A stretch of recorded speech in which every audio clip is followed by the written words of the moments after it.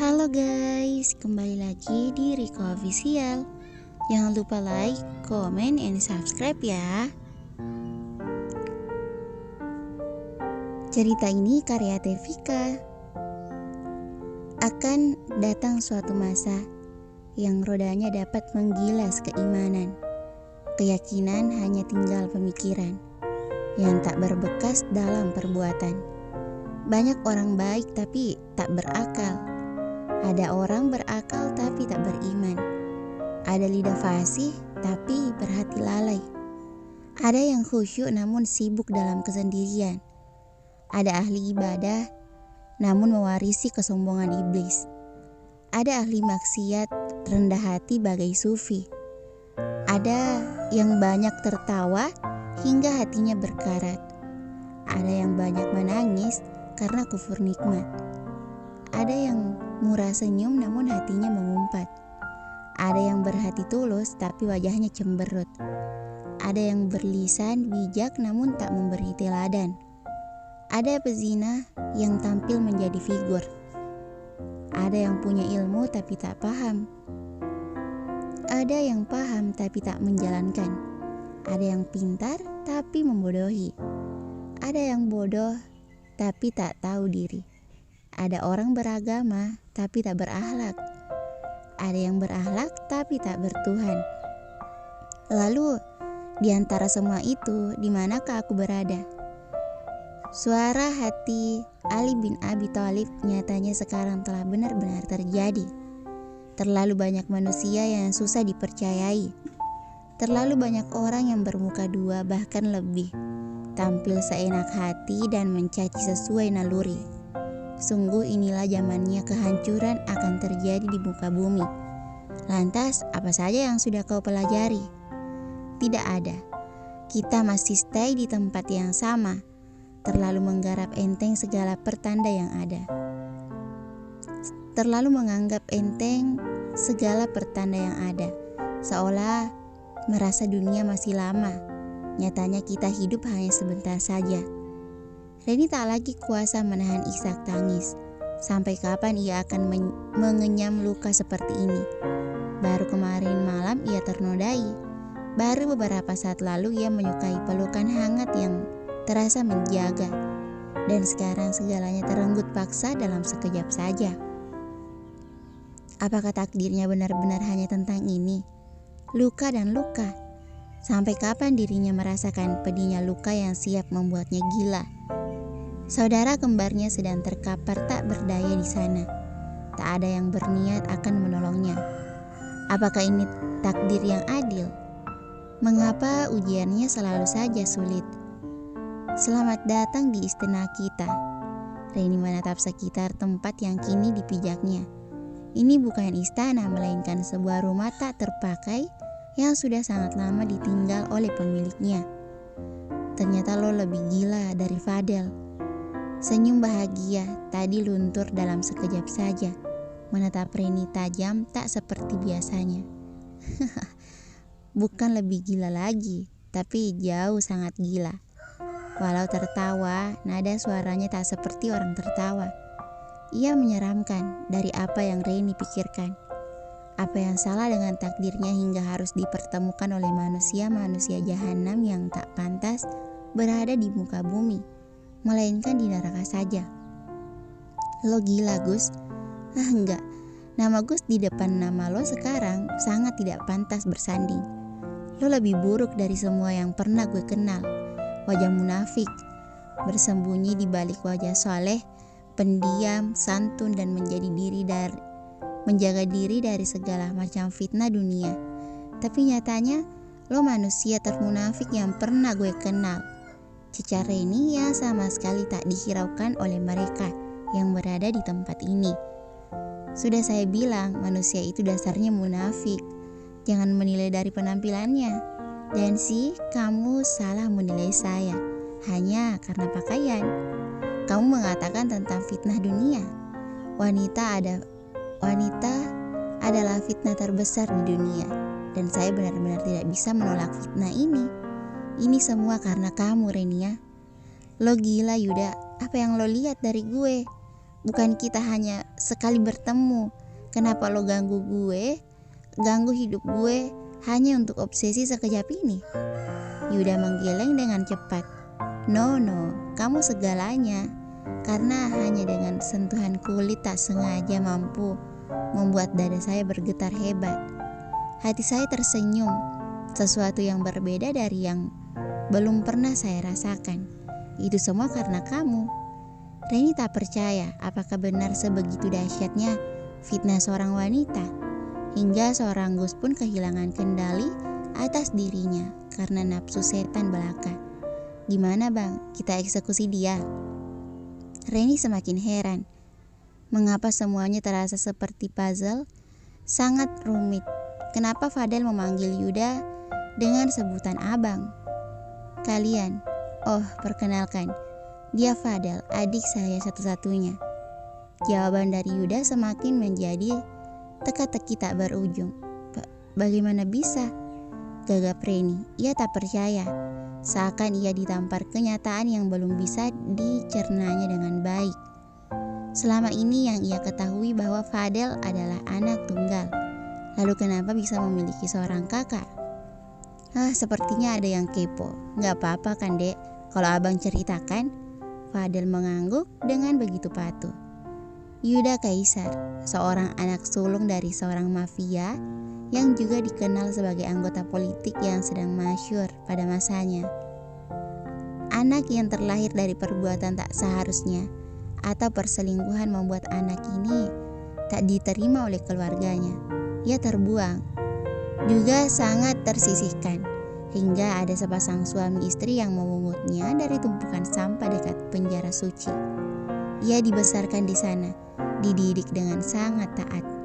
Namun, nyala kebencian sudah tertanam dalam dirinya. Ia bertekad akan membalaskan dendamnya pada pria yang berstatus sebagai ayah kandung yang telah membuang dirinya karena dianggap parasit. Selama ini saya sudah berteman baik dengan berbagai topeng kemunafikan. Jika berada di lingkungan pesantren, maka saya akan taat luar biasa. Namun, jika di luar, inilah saya yang sebenarnya. Acara seminar yang saya berikan alasan pada Abi dan Umi itu hanya kamuflase. Saya tak seminar, melainkan melakukan perdagangan pasar gelap. Kamu ingat kematian seorang politikus besar bernama Axelio Denanta secara mendadak? Reni mengangguk. Itu kejadian yang sempat menghebohkan jagat maya beberapa minggu lalu. Itu saya yang membunuhnya. Reni menelan salivanya kasar untuk kesekian kalinya.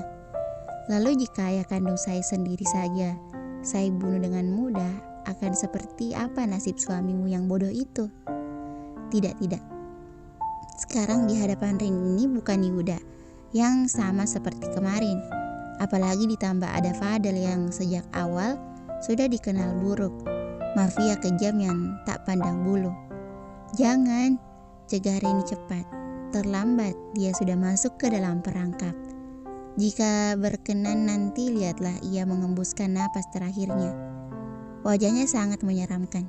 Tak ada lagi wajah penuh pesona itu. Semuanya sirna dalam sekejap itu pula. Kenapa dia sangat lama sih? Gerutu Yuda dengan tidak sabaran. Ia seakan sudah menunggu beberapa jam. Padahal ia baru saja menunggu sekitaran 1 jam yang lalu. Aus. Ringis Reni. Ia harus kuat, walau kini tubuhnya tak lagi dalam keadaan baik-baik saja.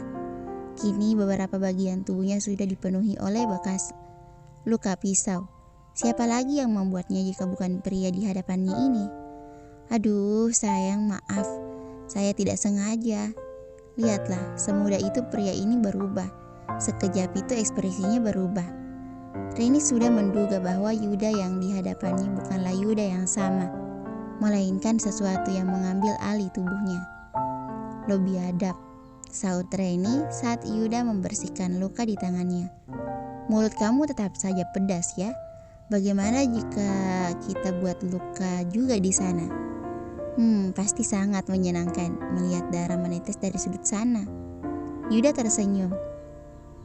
Lebih tepatnya, tersenyum mengerikan. Belum berselang lama, ia benar-benar melancarkan aksinya, menyobek pinggiran bibir Reni dengan pisau kecil yang sejak tadi ia gunakan untuk melukai tubuh Reni. Reni tak dapat melakukan apapun selain menggelengkan kepala. Namun Yuda lebih cepat. Bahkan Fadel juga ikut bersama di dalamnya. Saya udah cerita belum kenapa saya selamatkan kamu dari Fadel waktu itu? Sepertinya tidak ya? Baiklah, saya akan ceritakan. Sebenarnya Fadel tak menyukaimu. Lagi-lagi kamu dijadikan bahan taruhan oleh teman-temannya. Tapi semenjak Fadel mendekatimu kembali, ia sering menceritakan bagaimana kamu yang sangat tak tersentuh. Saya jadi tertarik walau belum pernah melihat wajah kamu.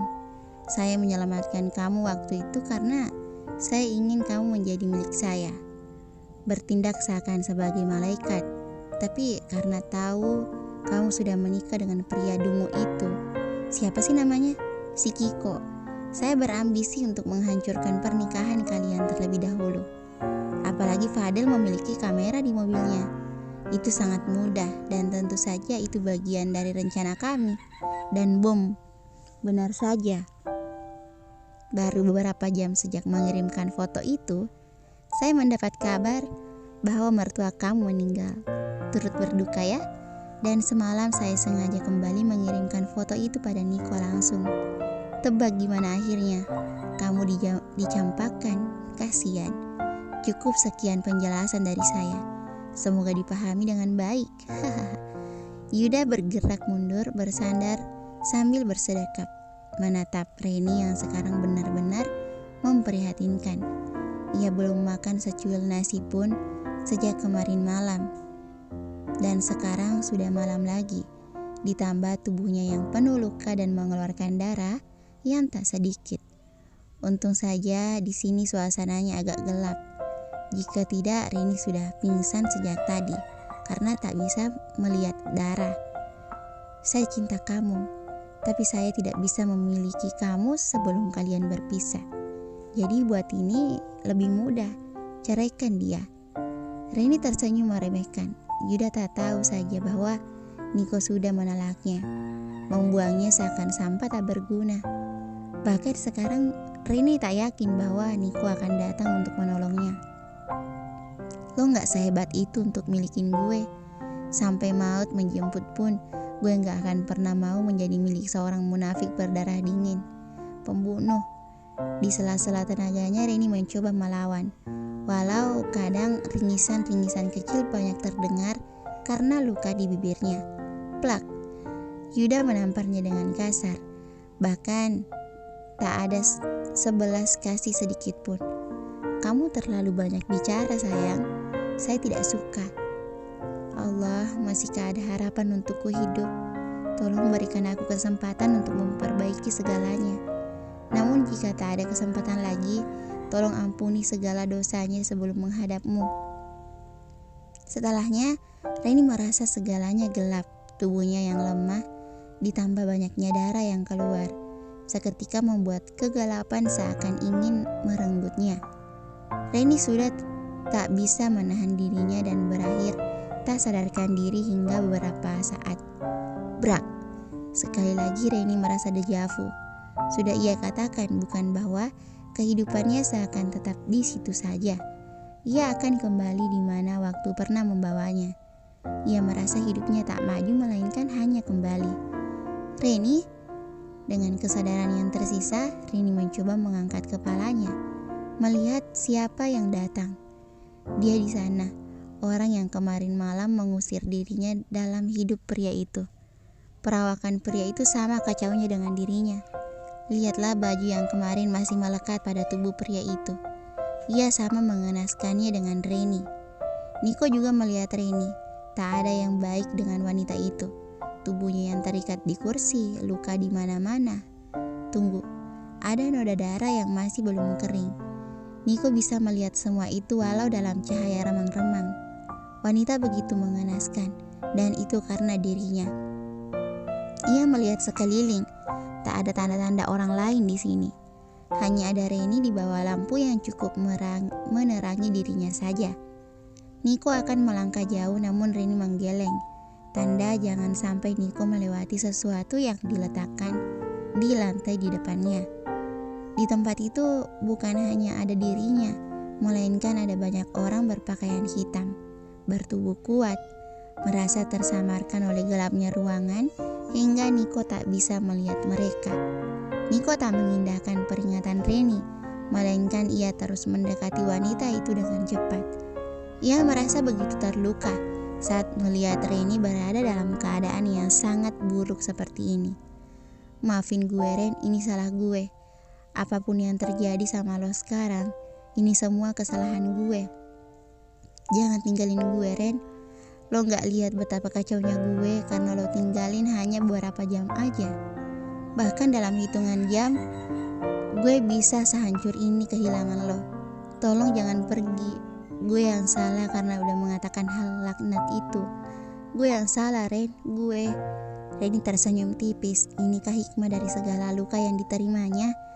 Niko kembali. Ia mengakui segala kesalahan yang pernah dilakukannya. Gue akui selama ini gue cuma mempermainkan pernikahan kita. Gue akui selama ini gak pernah menghargai lo sebagai istri gue. Tapi sebaliknya lo bahkan sangat menghargai pernikahan ini. Gue udah tahu semuanya. Kalau lo gak sekalipun menjelekkan atau menceritakan tentang gue sama mereka. Mereka udah cerita Ren. Dan berkat lo mereka berubah lebih baik. Gue bangga punya lo yang begitu terjaga. Dan maaf gue gak sebaik lo. Gue bahkan sering jelekin lo di depan teman-teman gue. Maaf. Bolehkah Reni bahagia sekarang? Baru saja hendak mengangkat tangannya untuk mengelus kepala Niko, orang di belakang sana lebih menarik perhatiannya. Apalagi di tangannya ada sebilah pisau. Tatapannya mengerikan. Ia memang sudah dilepaskan sebagai umpan.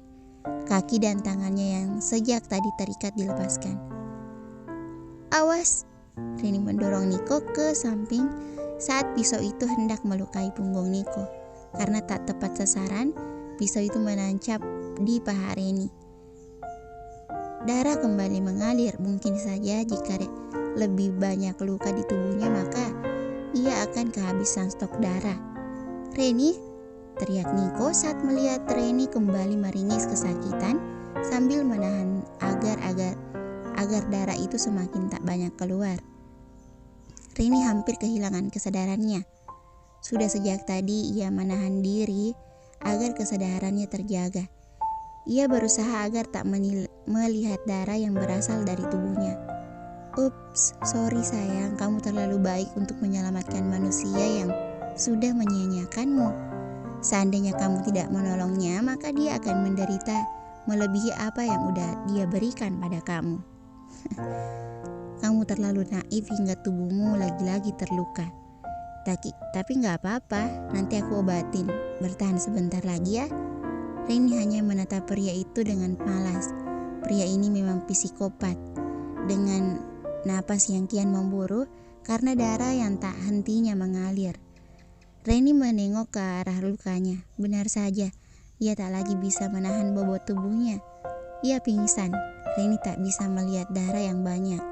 Apalagi itu berasal dari tubuhnya sendiri. Niko mengenali suara ini. Niko hafal benar siapa pemilik suara di depannya. Dan saat tubuh itu mendekat ke arah Reni dan wajahnya terbias cahaya lampu bertegangan rendah, Niko tak percaya. Gus Yuda, selamat datang Nicholas. Bersambung, thank you for watching.